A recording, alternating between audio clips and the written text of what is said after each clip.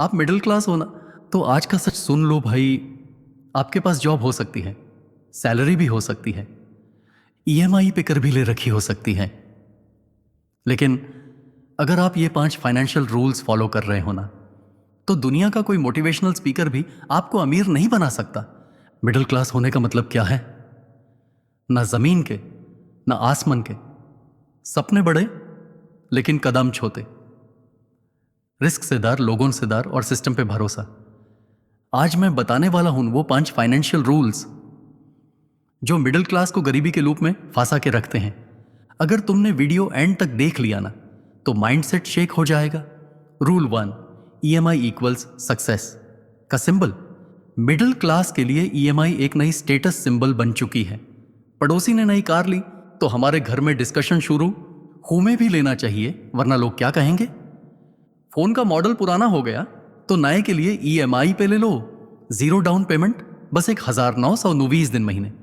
और भी ऐसे दिखाया जाता है जैसे ईएमआई लेना एक स्मार्ट चॉइस हो।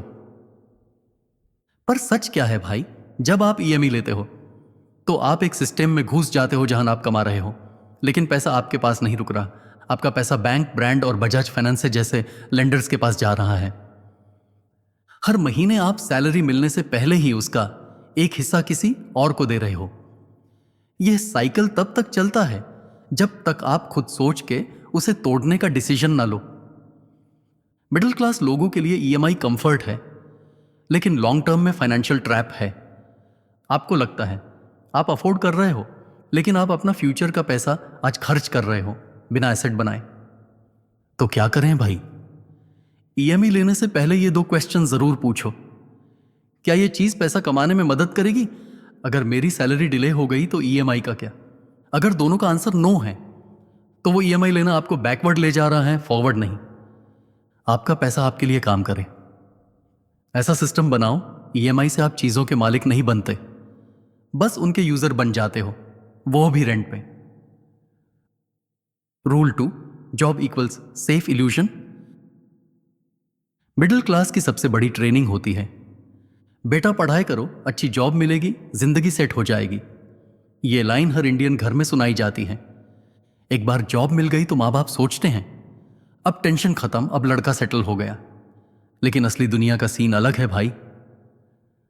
आजकल की जॉब दुनिया में कोई भी चीज परमानेंट नहीं है।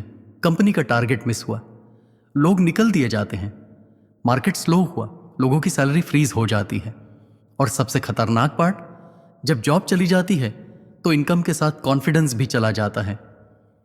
मिडिल क्लास का पूरा सिस्टम एक ही पिलर पे खड़ा होता है, जॉब।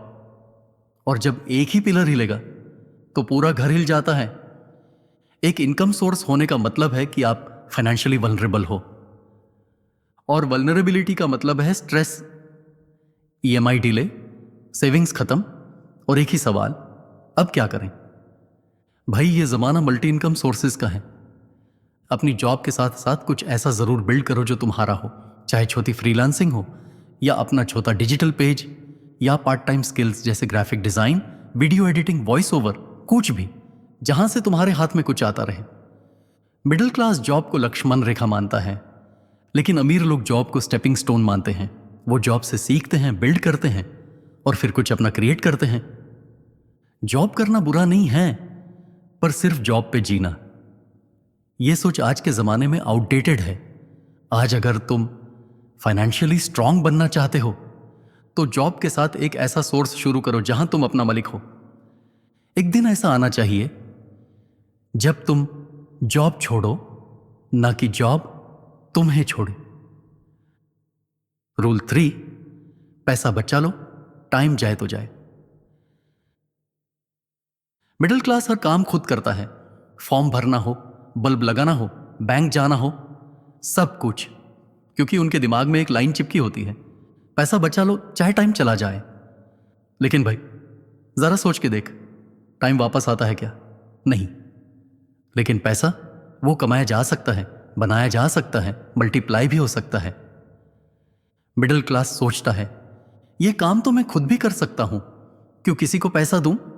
लेकिन उन्हें यह नहीं दिखाई देता कि वो पैसा नहीं, अपना गोल्डन टाइम दे रहे हैं, जिससे वो कोई स्किल सीख सकते थे, कोई साइड इनकम बिल्ड कर सकते थे या अपने सपने का कुछ प्लान कर सकते थे। एक साइड हसल स्टार्ट करने की प्लानिंग हो रही थी, लेकिन बीच में आया electricity bill, mobile recharge, form submit, courier, paint, plumber, और एक और दिन गया, फिर एक और हफ्ता, और सपना वही का वही।